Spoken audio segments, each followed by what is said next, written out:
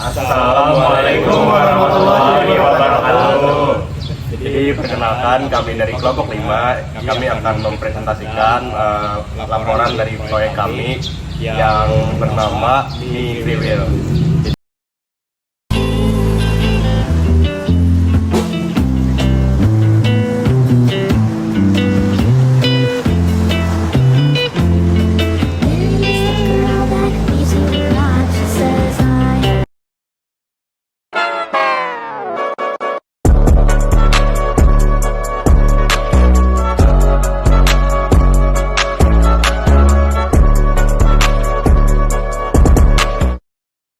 Baiklah, saya akan menjelaskan latar belakangnya. Kewirausahaan berperan penting dalam meningkatkan ekonomi, membuka lapangan pekerjaan, dan mendorong inovasi. Di Indonesia, UKM menjadi penopang utama ekonomi daerah, meski masih menghadapi kendala seperti teknologi, yang salah satu bentuknya adalah usaha kuliner yang terus berkembang seiring meningkatnya kebutuhan konsumsi. Mie Sapi Padayon hadir dengan cita rasa khas daging sapi dan bumbu unik, serta fokus pada kualitas pelayanan dan khas daging sapi dan bumbu unik, serta fokus pada kualitas pelayanan dan harga terjangkau. Penelitian ini bertujuan menganalisis strategis pengembangan usaha agar mampu bersaing di industri kuliner. Ya baik, kita masuk ke rumusan masalah di Mie Sapi Padayon. Menurut survei kami yang kami buat melalui Google Form yang kami tujukan kepada ownernya, masalah utamanya itu ada di mesin. Nah, mesin untuk mengolah mie kadang bermasalah, jadi memakan waktu yang lebih untuk memproduksi mie. Jadi mesin untuk mengolah mie mereka itu kadang-kadang sendat, kadang-kadang bermasalah. Jadi itu memakan waktu yang lebih dan tenaga yang lebih juga. Jadi produksi mie lebih lambat. Nah, yang kedua, kedai Mie Sapi Padayon sering dikeluhkan, sering tutup oleh pelanggannya dikarenakan mesin mie yang sering bermasalah. Nah, karena bermasalah, jadi produksi mie-nya itu perlu proses yang cukup lama.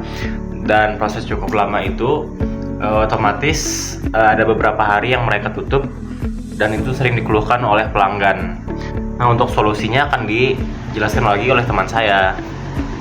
Baik, saya izin melanjutkan, yaitu solusi dari kami mengenai permasalahan yang ada pada warung Mie Sapi Padayon.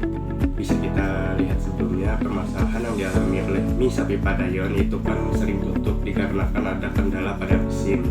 Nah, jadi solusi dari kami atas permasalahan yang dialami itu yaitu Mie Sapi Padayon bisa melakukan perbaikan atau maintenance pada mesin atau pembelian mesin baru. Nah, untuk mendukung kelancaran usaha. Kelebihannya yaitu Mie Sapi Padayon jika memiliki mesin baru yaitu bisa memproduksi mie dalam jumlah yang banyak dalam waktu yang singkat. Kemudian yang kedua ada mengatasi keluhan pelanggan yang sering tutup karena kendala mesin. Nah, ada juga kekurangannya yaitu mengeluarkan lebih banyak biaya untuk maintenance atau pembelian mesin baru. Kemudian biaya produksi juga meningkat. Baik, sekian dari saya. Terima kasih.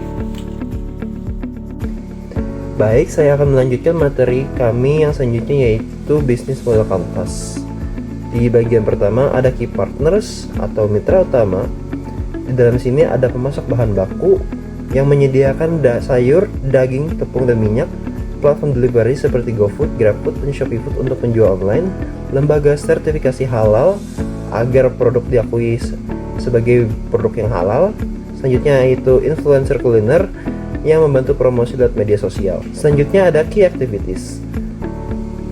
Nah, di key activities ini ada ya yang namanya menjual mie dan gorengan proporsi.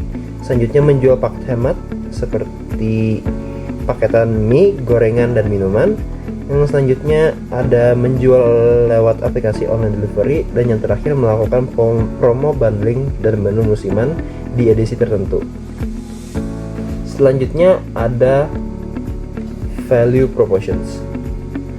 Nah, di value proposition ini ialah alasan mengapa pelanggan memilih produk kita. Yang pertama yaitu menu mie sapi dengan gorengan enak dan berkualitas. Yang kedua, paket hemat dengan harga yang terjangkau.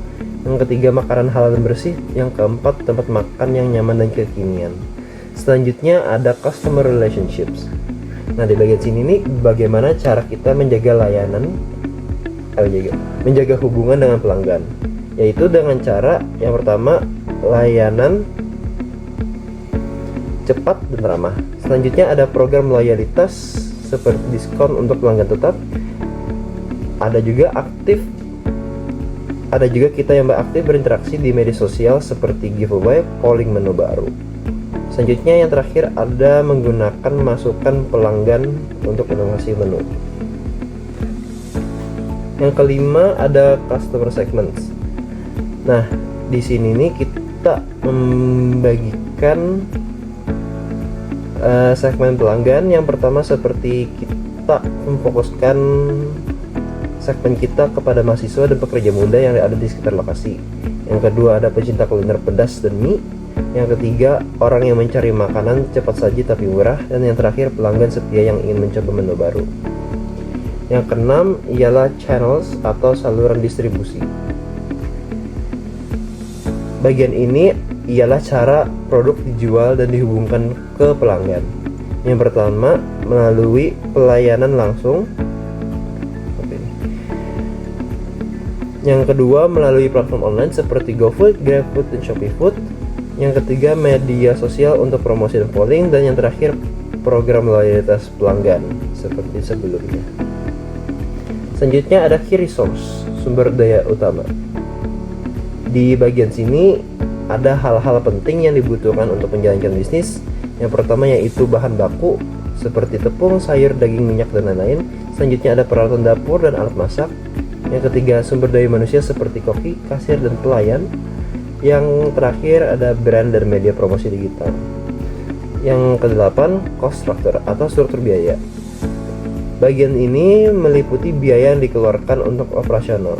Yang pertama ialah pembelian bahan baku, gaji karyawan, minyak goreng dan listrik atau gas, promosi digital dan media sosial, biaya kemasan dan ongkir online, dan yang terakhir biaya izin dan sertifikasi halal. Yang terakhir yaitu revenue streams.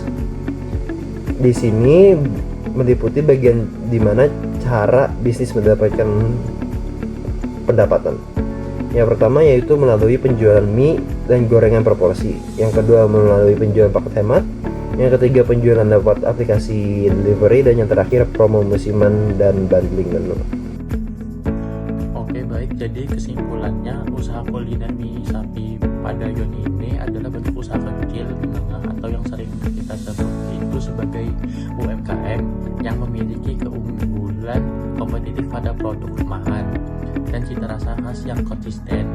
Mie sapi Padayon ini didirikan pada bulan Juli tahun 2024. Usaha ini menargetkan pelajar, mahasiswa, atau kalangan masyarakat muda dengan menawarkan makanan berkualitas dengan harga yang cukup terjangkau.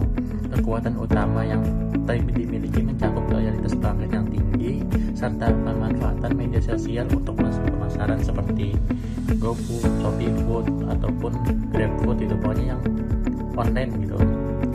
Meskipun demikian, terdapat sejumlah kendala internal yang signifikan. Contohnya jam operasional yang tidak stabil. Nanti itu misalnya hari ini buka, besok nggak buka gitu. Serta keterbatasan kapasitas produksi karena masih manual. Yang terpenting mie sapi Padayon ini ternyata belum memiliki izin resmi atau sertifikat resmi ke logo halal gitu. Jadi belum bisa dipastikan halal. Baik, sekian penjelasan dari kelompok kami. Terima kasih atas perhatiannya dan mohon maaf jika ada kesalahan. Wassalamualaikum warahmatullahi wabarakatuh.